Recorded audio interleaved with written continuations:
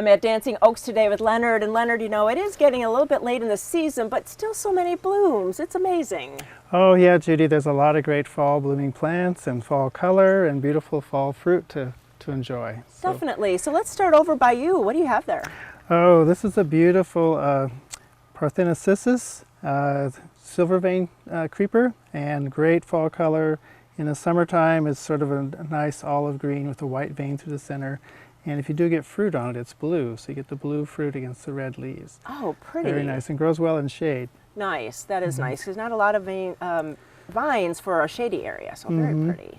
Yeah. And this purple flower, that's pretty. Yeah, this is called a shrub clover, a bush clover, Lespedeza. And this is a cultivar called Spring Grove.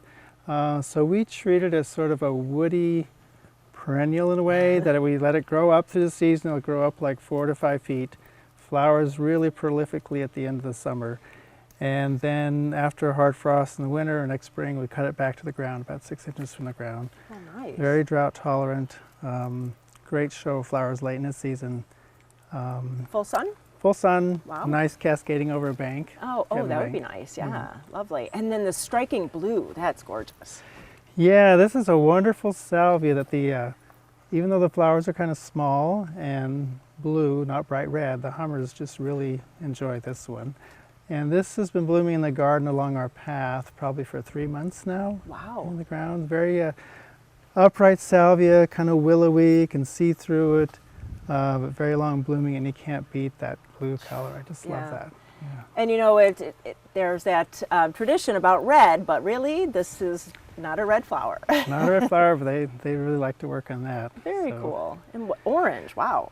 Yeah, this is a formerly is Alschneria, now in the fireweed family, Epilobium. Okay. Some of us are resisting that. But so these are native into southern Oregon and northern California. California fuchsia is another common name of those.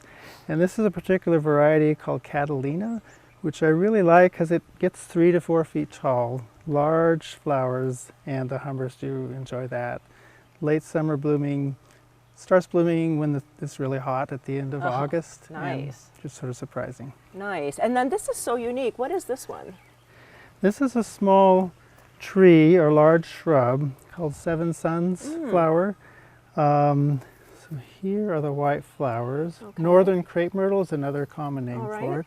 Fragrant white flowers. And once they are finished, it leaves these beautiful red calyces. And those will get even more vibrant, sort of a ruby red, and persist for quite a while. It's quite showy. Another aspect about it is the bark is kind of pale cream and brown and shreds. Oh, wow, that's nice. It has nice. this nice, interesting texture in the wintertime. And you have to tell me about this grape, because I can't believe how big these leaves are. Yes, that is a Japanese glory vine, Vitis cognetiae, and it's grown for its fall color display. And we have, maybe as you've seen, up our oak tree at the nursery. It's pretty big. It's quite large, but the leaves can get up to 8 to 10 inches across, and anywhere from purples to reds to fiery oranges and yellows. Wow. Yeah, it's an amazing grape. And really, it's a time to come out, because you're going to be closing down for the season. Next week is the last week, so really this is the time to come and really see some fall color that you can have in your garden, yes? Yeah, it's a great time to come out. We've had a really nice season of color this year. That's so cool. So please go to gardentime.tv, click you over to Dancing Oaks, and come on out and get some plants for fall winter interest. And you got to see this grape in the oak tree. Thanks so much, Leonard. Thanks, Judy. Nice to see you. Nice to see you.